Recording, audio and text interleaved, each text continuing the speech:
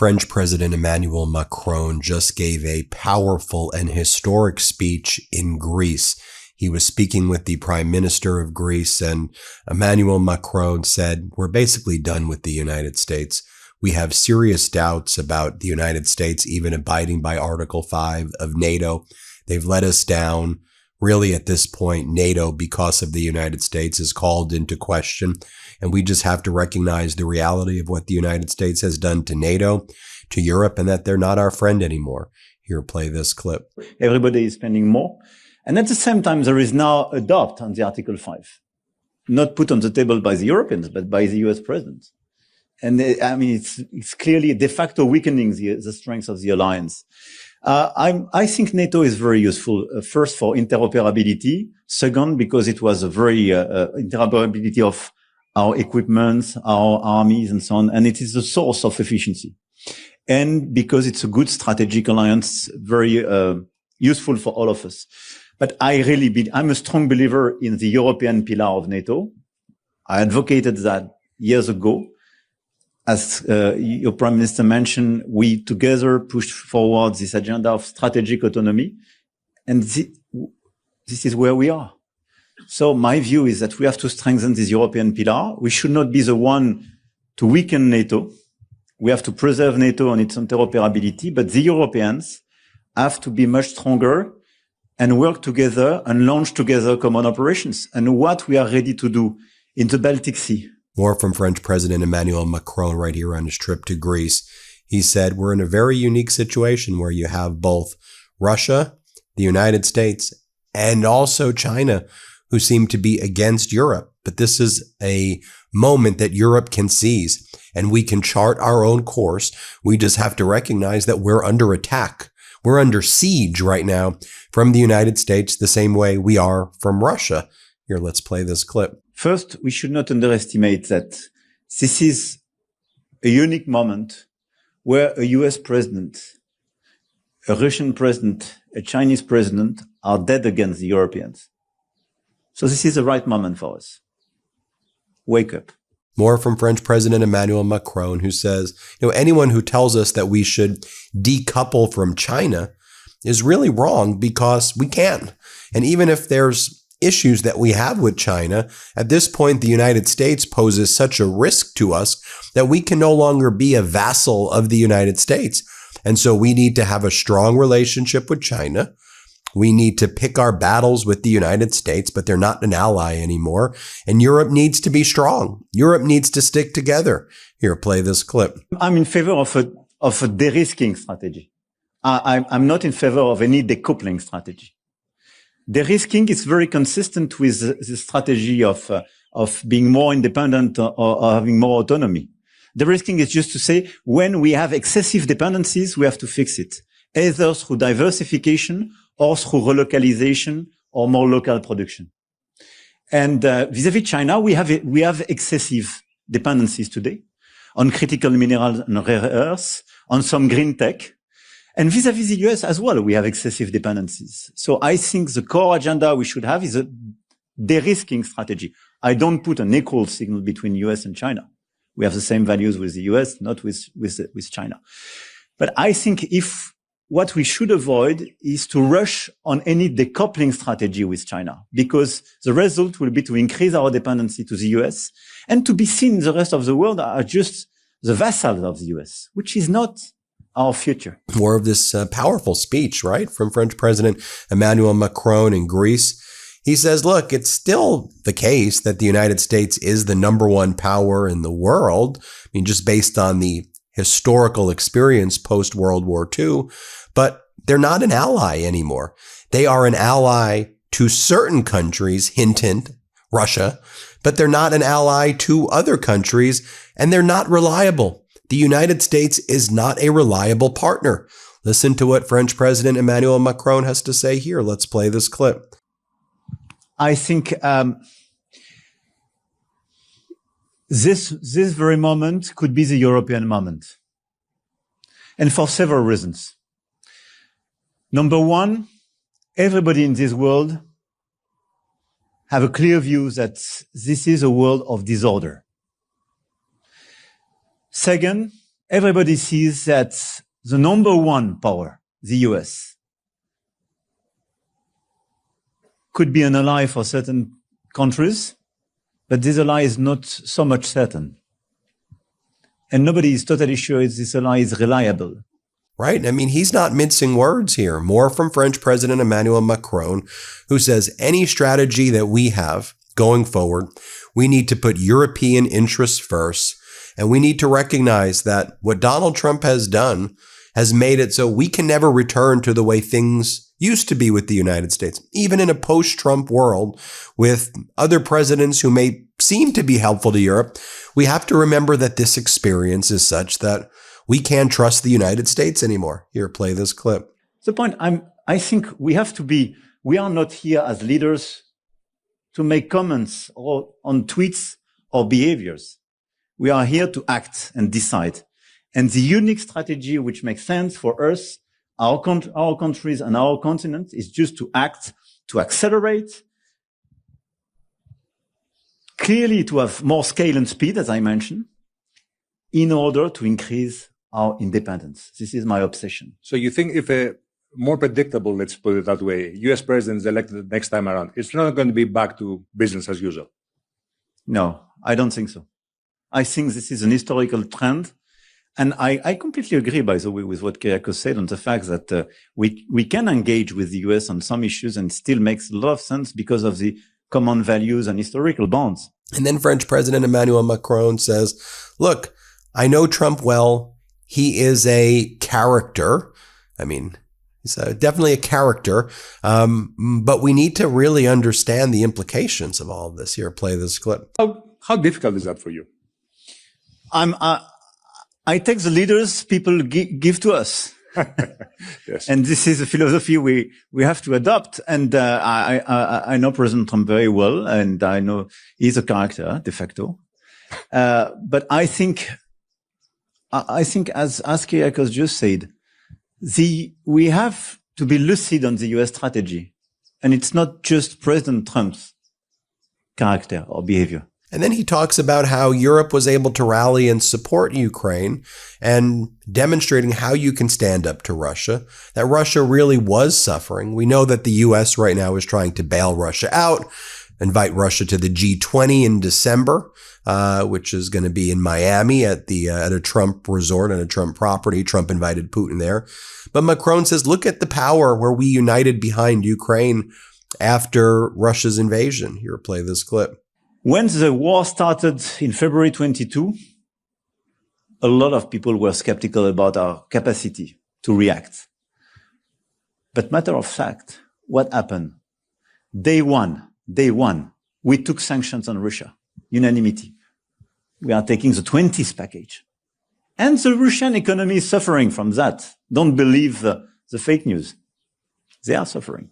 And another thing that Macron says is that when it comes to sovereignty, whether it's Greenland, whether it's Canada, whether it's Greece, we need to stand up for our sovereignty. And when sovereignty is threatened, you got to do what you got to do to protect your sovereignty and fight back. And we'll support you. We'll protect you. Greece or any country who's a friend and an ally. That's what partnership is. We'll support you and we'll make sure we protect your sovereignty. Here, play this clip. And for me, this is a definition of friendship. The famous alliance. You referred France-Greece alliance. This is it. The alliance and the friendship is a very simple thing. When you go to bed, you don't ask yourself, what will he do tomorrow? You know it. If your sovereignty is at risk, do what you have to do for you. We will be here. Let me ask. And then Greece's prime minister said something I found very interesting, that we have an opportunity to look beyond what is happening with Europe and establish strong alliances. There's a multipolar world right now. And, where it used to be the U.S. was the global superpower, that's not what exists anymore in the post-Trump era with the United States. Play this clip. Leading maritime nation. So I think we have the opportunity to also look beyond what is happening within Europe and to establish new strong alliances, which will create a de facto more multipolar world with different poles of different strength. But this is an important dimension that we need to work on. I think it's also important to note a few other things about French President Emmanuel Macron that preceded this trip. Number one, he stated that the U.S. cannot use airports or any of the airstrips or any of the French territories to conduct airstrikes against Iran, because French President Emmanuel Macron said, we can't support your war crimes, and there are war crimes being committed in Lebanon by Israel and the United States in that partnership and that alliance, as well as in Iran. So we're not going to allow you to use our air bases here, number one. Number two, Macron and Keir Starmer, in the past week or so, they organized a coalition to discuss opening up the Strait of Hormuz, either on bilateral negotiations, country-to-country negotiation with Iran, or with this coalition working out a deal with Iran in the absence of the U.S. doing anything, and Donald Trump continuing to lie about meetings with Iran that are not really happening. And then Macron also said recently that France is going to focus on building up its nuclear arsenal. And before, it was not focused on building up its nuclear weapons any more than it had before. But in light of the threats posed to it and the world under Donald Trump's regime, it's important that France, to protect itself, continue to build up its nuclear arsenal. And that's what Macron said at a recent speech that he gave. Here's what he talked about. Here, play this clip. I have ordered that we increase the number of nuclear warheads on our arsenal in order to put pay to any speculation. We will no longer communicate on the figures regarding our nuclear arsenal, contrary to past practice. In order to be free, therefore, we must be feared. And in order to be feared, we have to be powerful. This increase in our arsenal reflects that approach. But in order to be powerful, and this is the second part of my intervention, we have to be united. And I'm going to speak about Europe. And then Donald Trump, he's been constantly attacking France and Europe over and over again, and NATO, right? Last Friday, after Donald Trump announced a fake deal with Iran, that Iran was opening up the Strait of Hormuz and everything was great. Remember, Trump did that to manipulate the market last Friday. Then he posted the following. Now that the Hormuz Strait situation is over, I received a call from NATO asking if we need some help. I told them to stay away unless they just want to load up their ships with oil. They were useless when needed. A paper tiger, DJT. Can you believe that was last Friday already when he said, oh, it's already open and we already have a deal and everything's amazing. Remember, you had Donald Trump go on TV, and he also said the following on state regime media with Maria Bartiromo about Europe and about other countries like France. Here, play this clip. Did you see Europe is now drafting a program and plan to open up the Hormuz Strait without the United States? It's so sad. We're doing it now. By the way, it's opening. The ships are coming back and forth. Oh, without the United States. It just shows you. How can you have a country? How can you have a group of countries with that attitude? Look at Greenland. We should have Greenland to protect the world against Russia and China. The mention of it, all of a sudden they get, this country should not be paying trillions of dollars to NATO. Right. It's just just being so condescending. To remind you, back when one of the first visits of this term by French President Emmanuel Macron, he kind of embarrassed Donald Trump and stood up to him when he explained the way Europe is actually supporting Ukraine. Remember this? Here, play this clip. Again, just so you understand, Europe is loaning the money to Ukraine. They get their money back.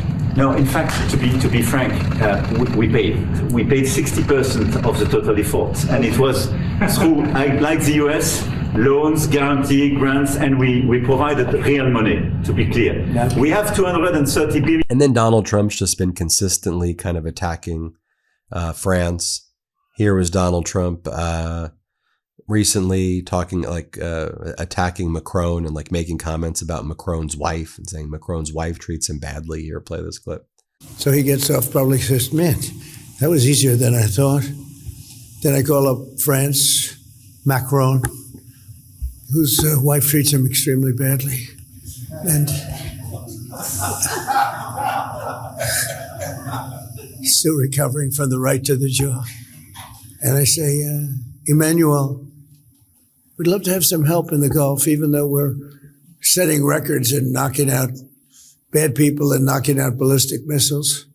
We'd love to have some help. If you could you please send ships immediately? No. We cannot do that, Donald. We can do that after the war is won. I said, no, I don't need after the war is won, Emmanuel. Many of them said, we'll be there after the war is completed. And so I learned about NATO. And here was CNN's reporting on that coalition that France and the UK organized together. Let's play it. This was a meeting that was initially proposed by the British and the French, but that also attracted in presence. They were actually here in Paris, the Italian leader and the German leader. But there were some 50 participants in it, many remotely. They were global organizations, but some 30 heads of state or government. And that's important because it wasn't just Europeans. What we're talking about are the leaders from Latin America through the Middle East to the Indo-Pacific, those parts of the world that were not belligerent in this case, that are not directly involved in the war, but have been on the front line of its effects, of its impacts. And so they came together to try and put together, and they've been talking about this for some weeks, this coalition to ensure that navigation can stay open in the Strait of Hormuz. The idea is that they want no blockade, they want no tolls, and they want the end of fighting, a ceasefire allowing them to mount this mission with the help of the ships of France, the United Kingdom, Germany, and Italy in order to carry out minesweeping operations. Now, crucially, only once a ceasefire has been struck. Then this announcement of the lifting on the Iranian side of the blockade and all the hope that it has brought. But what the French president wanted to keep front and center was the need for prudence, because we'd seen so many times before, at moments of a glimmer of hope, disappointment then, faced with the maximalist demands of the United States, the intransigence of the Iranians, and the continued frustration of the rest of the world faced with this.